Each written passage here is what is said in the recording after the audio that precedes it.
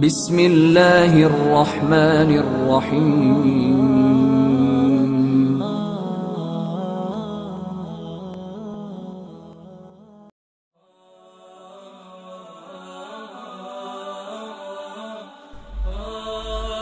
غیبت کے بارے میں نبی کریم صلی اللہ علیہ وسلم نے پوچھا اتدرون ما الغیبہ، صحابہ کیا جانتے ہو غیبت کیا ہوتی ہے؟ صحابہ نے کہا اللہ و رسولہ عالم، اللہ اور اس کا رسول زیادہ جانتا ہے کہ غیبت کیا ہوتی ہے۔ آپ صلی اللہ علیہ وسلم نے فرمایا ذکرک اخاک بما یکرہ، اپنے بھائی کو اس انداز میں یاد کرنا کہ وہ انداز وہ بات اسے ناپسند ہے کہ اس انداز سے اسے یاد کیا جائے۔ صحابہ نے کہا اگر اس میں ہو تو پھر بھی غیبت ہے؟ فرمایا یہی تو غیبت ہے، اگر اس میں وہ معاملہ نہیں ہے یہ تو بہتان ہے۔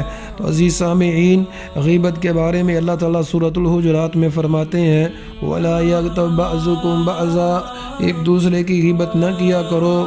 أَيُحِبُّ أَحَدُكُمْ مَنْ يَأْكُلَ لَحْمَ أَخِيهِ مَيْتًا فَكَرِهْتُمُوهُ، کیا تم میں سے کوئی پسند کرتا ہے کہ اپنے مردہ بھائی کا گوشت کھائے؟ فَكَرِهْتُمُوهُ، تم اسے ناپسند کرتے ہو۔ تو غیبت کرنا کیسے پسند کر لیتے ہو؟ تو غیبت کرنا ایسے ہی ہے جیسے اپنے مردہ بھائی کا گوشت کھانا ہے۔ نبی کریم صلی اللہ علیہ وسلم کے سامنے ایک عورت نے، آپ کی کسی بیوی نے کسی کی غیبت کی، آپ صلی اللہ علیہ وسلم نے فرمایا تیرا جملہ اتنا غلط ہے، اتنا کڑوی بات ہے، اگر اس کو سمندر میں ملا دیا جائے تو سارا سمندر کڑوا ہو جائے۔ دو صحابیوں نے کسی ایک صحابی کے بارے میں بات کی اور سفر میں تھے، وہ سالن دینے کے لیے آئے۔ آپ صلی اللہ علیہ وسلم نے کہا تم تو گوشت کھا چکے ہو اور تمہارے منہ میں مجھے گوشت نظر آ رہا ہے۔